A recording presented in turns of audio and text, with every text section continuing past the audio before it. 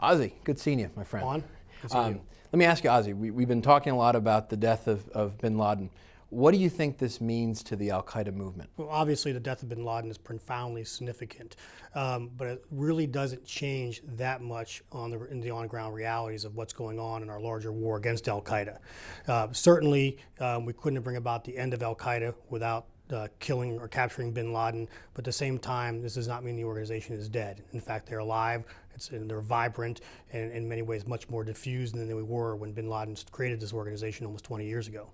And in fact, we put out a report called The Threat Transformed that talks a lot about that. This was before the revolutions in the Arab world, talking about that metastasized movement. Yeah, absolutely. I mean, this is going to be, we're going to have to determine what bin Laden's legacy actually is. It was always his vision that, it wasn't about an organization, that it was about a movement and an ideology, that there would be 1,000 bin Ladens out there. The question is that what's happened? Has he done enough work over the last 2 decades that he's created this diffused organization that's going to withstand his death? Or was the organization so centered on his cult-like status that the organization will decline with his demise? Which is interesting, Juan, when we talk about this, what we have to do going forward is, while bin Laden has obviously is dead, there's still a significant terrorism threat emanating from Western Pakistan.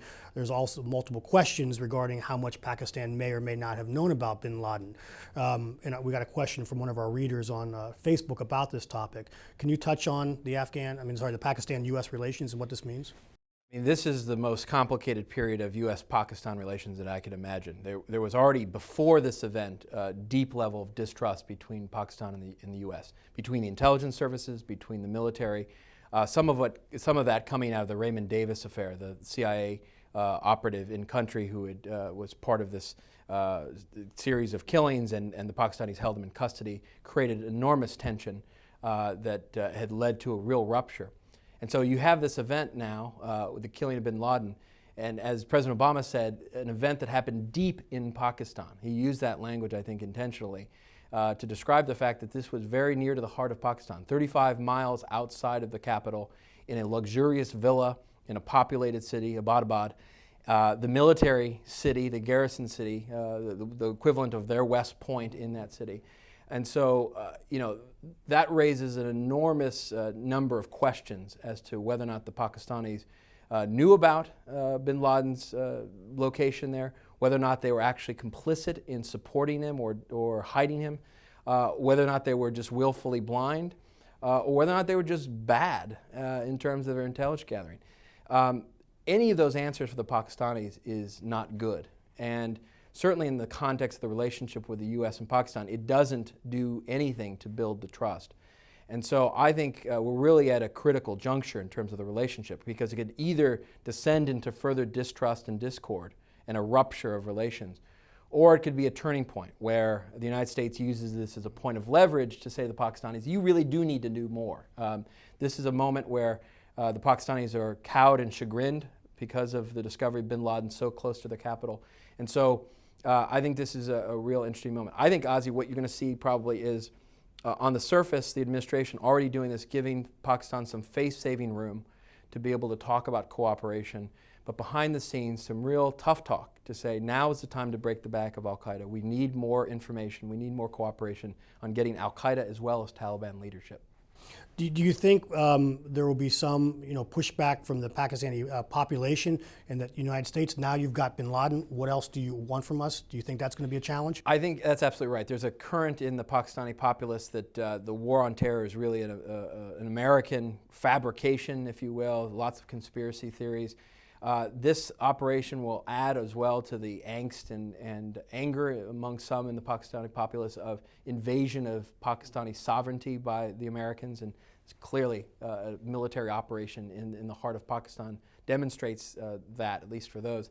And so I think there is still going to be a lot of angst and anger among the populace. And I think what you've seen over the past few months, which is troubling analysts like you and me and others, is the fact that the Pakistani populace seems to be growing more and more extreme, or at least the moderate voices are more and more silenced over time. And so the Pakistani establishment, the political class, really has to gauge that in terms of how they engage with the United States openly and behind the scenes.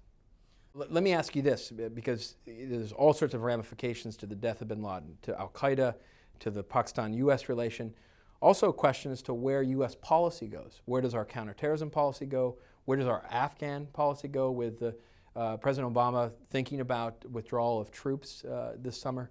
So where does this leave some of those policies? You know, that's a great question, Juan. You know, we talk about what Pakistan's going to do. We talk about what this means for al-Qaeda.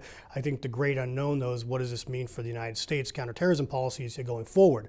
You know, particularly in these budget environments where people are looking to reduce how much money we're spending as a government, but we also have been in Iraq and Afghanistan for, you know, almost a decade now, and people are looking to bring those troops home. We're going to have to be careful as a nation to remind ourselves that while bin Laden is dead, al-Qaeda as an organization is still very healthy, very active, and still intent on killing Americans and attacking the West. It's going to be important that we don't use the death of bin Laden to justification to end our counterterrorism activities, because we must finish the job. We must dismantle al-Qaeda. And we also have to ensure that there's not a backlash from Congress where we start getting funding cut to Pakistan, or support to Pakistan, or funding cut to our troops in the field, because again, al-Qaeda is not done. Speaking of the political challenges here, Juan, one of the things another one of our readers on the Facebook question they posed was the issue of the timing of the announcement and the politics behind this historic announcement and the death of bin Laden. Can you, having served in the White House and being privy to a lot of those conversations during your time, can you try to capture some of the deliberations that you may or may not want to know? Yeah, I think this is everyone understands this is a major event, not just strategically against al-Qaeda, not just internationally with Pakistan in terms of our national security policy, but also politically. And so no doubt the White House had in mind how they were going to couch this announcement. I think in this instance, though, Ozzie, they didn't want to go out too quickly. They wanted to be able to confirm the identity of bin Laden, the body, and they wanted to make sure to have their ducks in a row. But I think the information started to leak out quicker than they would have liked, and so they were forced to react, which is why the president scheduled the Sunday night press conference. I think now they're dealing with some of the after effects. They're trying to answer lots of questions about the operation. They're also now having to deal with the pressure of needing to release some proof that it was bin Laden, since the body's now been buried at sea. And so the question as to whether or not they release a photograph or some video or some other evidence is now centerpiece of discussions at the White House. And I think we'll just see probably in the coming hours what they decide to do, but that will be a sensitive decision. Well, Juan, it's always a pleasure to be with you. Likewise, Ozzie.